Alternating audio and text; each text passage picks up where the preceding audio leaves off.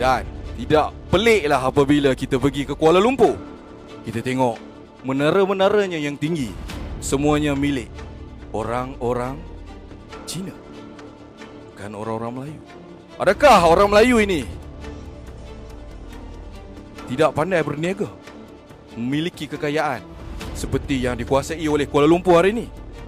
Di situlah kita nak bagi tahu ada agenda oleh British. Dan apabila datang hari ini, ada pula makhluk-makhluk yang dididik oleh Barat membawa budaya Barat, pengaruh Barat untuk dijual kepada bangsa kita, orang Melayu. Bismillahirrahmanirrahim. Alhamdulillahillazi khalaqal mauta wal hayata liyabluwakum ayyukum ahsanu amala wa huwal azizul ghafur. Asyhadu an la ilaha illallah wa asyhadu anna Muhammadan abduhu wa rasuluh. Wa nusalli wa nusallim ala sayyidina Muhammadin wa ala alihi wa sahbihi ajma'in. Radina billahi rabba wa bil islami dina wa bi Muhammadin nabiyyan wa rasulah. Assalamualaikum warahmatullahi wabarakatuh. Assalamualaikum semua. Selamat pagi. Selamat tengah hari kot. Pukul 11.40, 29 Disember 2025. Okey, hari ini kita akan bercerita sikit tentang sejarah Tanah Melayu, Malaysia. Jadi tajuk yang saya letakkan di situ, saya tulis British lah. Saya tulis British. Kerana saya tengok banyak lagi orang Malaysia yang tak faham dengan sejarah Tanah Melayu, tentang British di Tanah Melayu. Fungsinya, apa yang telah mereka buat di Tanah Melayu. Okey? Dan kita juga rasa macam sesuatu tak kena apabila rakyat seperti kita yang di bawah ni, kita mengungkapkan satu perkataan, kita kata raja yang zalim. Di situ kita nampak bahawa rakyat tidak faham apabila telah menggunakan ayat tersebut. Bagaimana mungkin seorang raja dikatakan zalim apabila tidak terlibat dalam pentadbiran? Di situ kita boleh sebut bahawa rakyat dan kita adalah makhluk yang bodoh dan bangang kerana tidak faham sesuatu keadaan sebelum mengungkapkan perkataan. Iaitu saya kata tadi, saya mengatakan apabila seorang rakyat menyebut raja yang zalim, menunjukkan dia adalah seorang yang bodoh. Apabila saya kata sesebuah pentadbiran itu bukan duduk di bawah raja-raja, tetapi duduk di bawah sesebuah kerajaan. Bagaimana sebuah kerajaan itu dibentuk? Daripada tangan-tangan kita sendiri. Di mana tangan-tangan kita akan mengundi pada sesebuah parti. Daripada rakyat menyokong sesebuah parti, daripada gabungan parti menjadi sebuah kerajaan. Dan lantik seorang Perdana Menteri untuk mentadbir negara. Jadi di situ jelas maksud apabila kita mengatakan raja yang zalim, ayat itu sudah tidak valid. Kerana pemerintahnya orang lain, iaitu Perdana Menteri itu tadi, kerajaan itu tadi. Mereka inilah yang paling layak untuk disebut sebagai zalim. Pemerintahan yang zalim adalah pada sesebuah kerajaan yang memenangi setiap mandat, setiap kali 5 tahun. Kita akan PRU 16 insya-Allah nanti. Jadi jelas di sini saya nak bagi tahu yang sesebuah kerajaan itu mengambil tanggungjawab untuk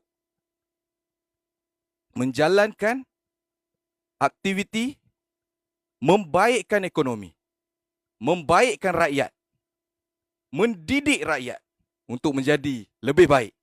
Bukan pada kuasa raja-raja. Raja cuma melantik seseorang Perdana Menteri yang telah dipilih oleh kita. Begitu juga di negeri-negeri ya. DUN Begitu juga dilantik MB sebuah negeri oleh raja di wilayah masing-masing. Balik kepada sejarah kita. Yang saya tulis di situ adalah British. Apa yang rancak sangat perkataan British ini dengan orang Melayu? Bagi suspense sikit. Okey, di mana kita alhamdulillah, ramai-ramai ucaplah alhamdulillah. Kita sudah pun merdeka. Merdeka di sini kita perlu faham. Apakah maksud sebenar merdeka? Apakah sebelum itu kita tidak merdeka? Okey. Merdeka di sini bermaksud kita mentadbir negara kita sendiri. Kita lah majoritinya orang Melayu lah. Orang Melayu, Cina, India.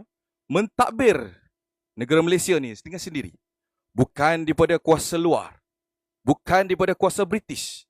Kita sudah bebas daripada segi penguasaan ekonomi negara kita. Pentadbiran negara kita. Semua di atas kita. Di mana sebelumnya? Itu dia. Sebelumnya, apa yang berlaku sebelum mereka? Kita reverse pelan-pelan. 1957 kita merdeka. Alhamdulillah. So, masing-masing. Orang Melayu, orang Cina, India bangun. Buat ekonomi. Rancakkan ekonomi. Belajar rajin-rajin. Belajar jadi pandai. Untuk membangunkan negara. Itu dia. Untuk mesej dalam kemerdekaan. Di sebelum itu, ada apa di sebelum tu? Kita ada Malayan Union. Iaitu dibentuk oleh British. Di mana kuasa-kuasa raja-raja Melayu sudah tidak valid. Cuma bergerak sebagai simbol saja. Menyatukan seluruh Malaysia ini di bawah satu gubernur. Iaitu dilantik oleh orang-orang British. Adakah itu dimaksud dengan kemerdekaan? Di situlah berlakunya kebangkitan orang Melayu. Tidak mau begitu. Jangan hilangkan kuasa raja-raja kami. Kuasa raja-raja kami adalah daulat di tanah ini. Perlu menjaga. Jadi orang Melayu ni sangat sensitif dengan kuasa raja-raja Melayu, dengan keislamannya, agamanya, dengan bangsanya. Jadi itu yang tidak boleh disentuh. Dan perkara itu British tahu yang dia tidak akan masuk campur dalam urusan adat, urusan agama.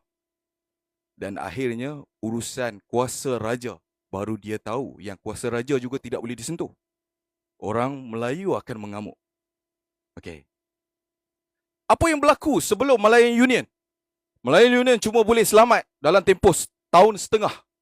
Kemudian lupus untuk selama-lamanya. Di mana Malayan Union ini kita seolah-olah dikawal. Dan persoalan paling besar, kenapa ingin terus mengawal kita? Di sinilah kita perlu jelas dengan perkataan British. Dan penyangak tidak boleh dipisahkan. Di mana kekayaan negeri kita, negara kita, itulah titik-titik akhir dicuri. Bermulanya Kesultanan Melaka dimulakan dengan Portugis, disambung oleh Belanda dan diteruskan oleh British. Sebelum British, ada juga berlaku peperangan dunia kedua dan kita dikalahkan oleh Jepun. Jepun berjaya mentadbir Malaysia dalam tempoh yang sangat singkat, 4 tahun. Tak kuatlah orang Jepun ni, tak kuatlah. Di mana Jepun lebih diktator. Tiada sistem, cuma ada ketenteraan. Di situlah waktu yang tok-tok nenek kita cerita makan ubi kayu. 4 tahun itu je lah. Kemudian kita perang bersama-sama dengan orang British, dengan orang Cina. Dan orang India untuk memerangi Jepun keluar daripada tanah ini. Apa yang berlaku pada sebelumnya British? Sebelumnya Jepun, minta maaf. Sebelumnya Jepun, kita terbahagi daripada 3 struktur kenegerian, sistem negara, iaitu negeri-negeri selat, negeri-negeri bersekutu dan negeri-negeri tidak bersekutu. Di mana negeri-negeri selat ialah Singapura, Pulau Pinang, Francis Light, kononnya, Melaka, negeri-negeri selat. Tiga-tiga keadaan ini, negeri ini fully di bawah British tanpa ada raja-raja di kawasan situ. Okey. Kita pergi ke negeri yang bersekutu. Perak, bersekutu British lah. Selangor. Perak, Selangor, Negeri Sembilan, Pahang. Ada lagi sebenarnya saya terlupa. Negeri sekutu ni bermaksud raja-raja kita dilantik penasihat, iaitu British. Disebut penasihat, sebenarnya bukan penasihat, sebenarnya memang mengarahkan. Jadi, maksudnya British menguasai negeri-negeri ini. Untuk apa? Untuk apa menguasai negeri-negeri ini? Untuk meneruskan rancangan rompakan biji timah dan emas, segalanya lah kekayaan di bumi kita ni.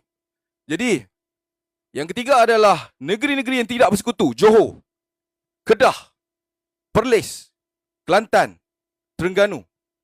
Ini negeri tidak bersekutu dengan British, di mana raja-raja masih dengan kuasanya yang mutlak.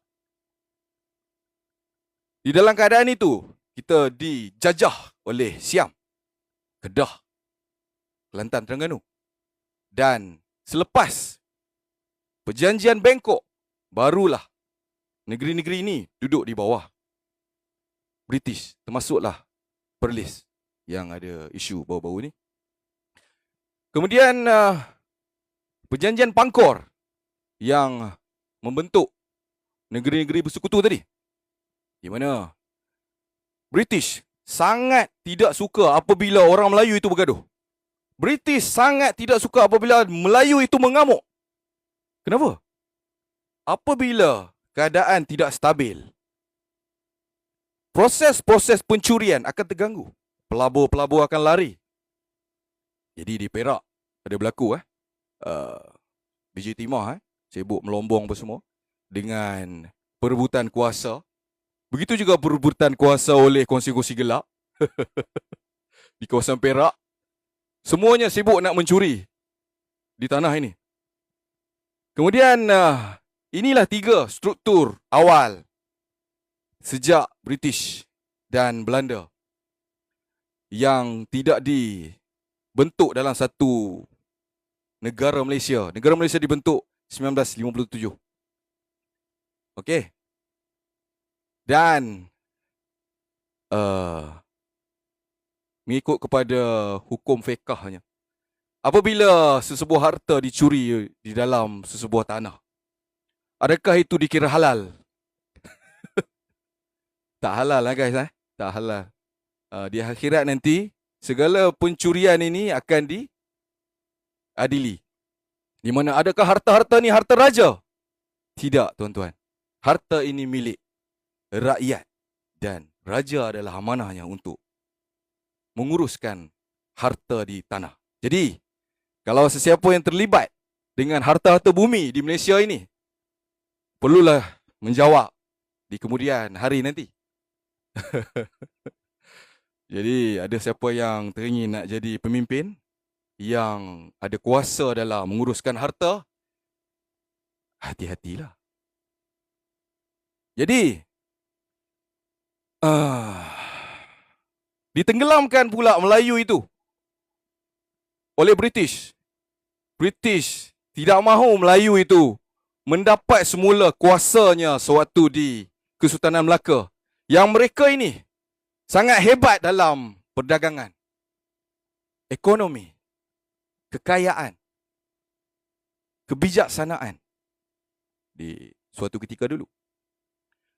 Dan perlulah ditutup ilmu-ilmu ini. Bangsa ini perlu ditidurkan. Jangan bagi mereka bangun. Jangan bagi mereka celik yang tok-tok moyang mereka itu adalah someone, bukan biasa-biasa. Jadi, British merancang orang-orang Melayu ini jangan diberi kekayaan ekonomi, iaitu kawasan pelombongan, semua dikuasai oleh orang-orang Cina, bukan orang Melayu. Orang Melayu masih terus dengan pertanian, nelayan. Sebab tu bila kita sedar, di sekolah kita dilihat seperti, oh, tok-tok nenek aku dulu seorang nelayan. Oh, tok-tok nenek aku dulu seorang petani. Berkebun. Bukanlah satu bangsa yang boleh diagungkan. Malangnya, kenapa British sibuk sangat untuk menahan pendidikan oleh bangsa Melayu, menahan ekonomi oleh bangsa Melayu, diasingkan kita dengan sesebuah kuasa, diletakkan orang India di estate, orang Melayu di tepi-tepi laut, nelayan dan berkebun, orang Cina di Lombok mengalami kekayaan. Dan tidak peliklah apabila kita pergi ke Kuala Lumpur, kita tengok menara-menaranya yang tinggi, semuanya milik orang-orang Cina, bukan orang-orang Melayu. Adakah orang Melayu ini tidak pandai berniaga, memiliki kekayaan seperti yang dikuasai oleh Kuala Lumpur hari ini? Di situlah kita nak beritahu ada agenda oleh British. Dan apabila datang hari ini, ada pula makhluk-makhluk yang dididik oleh Barat, membawa budaya Barat, pengaruh Barat untuk dijual kepada bangsa kita, orang Melayu. Untuk kita membenci raja-raja kita, untuk kita mencemuh raja-raja kita, untuk kita kutuk-kutuk raja-raja kita, supaya kita melabelkan raja-raja kita seperti pemerintah yang ada hari ini, di status yang sama. Bodohnya keadaan itu. Membawa pengaruh luar, pergi belajar di budaya di sana, bawa ke Malaysia dan menjual budaya itu, supaya kita menyahut budaya itu, di mana kita lah yang paling kaya dengan budaya, paling kaya dengan strategi, sampai orang susah nak kesan skandal YNDB. Di mana skandal itu berlaku dengan hebat sekali, sukar dikesan. Akhirnya sepandai-pandai tupai melompat, jatuh ke tanah jua. Dan kita juga mengharapkan yang lain-lain bernasib seperti itu. InsyaAllah aminkan doa kita bersama supaya tercapai. Oleh itu, parti-parti dan kerajaan pastikan buat kerja yang telus dan betul. Kerana kita akan kembali membijakkan bangsa-bangsa kita untuk pergi ke titik yang sedia ada. Sekian. Wabillahi taufiq wa hidayah. Wassalamualaikum warahmatullahi wabarakatuh. Bye-bye.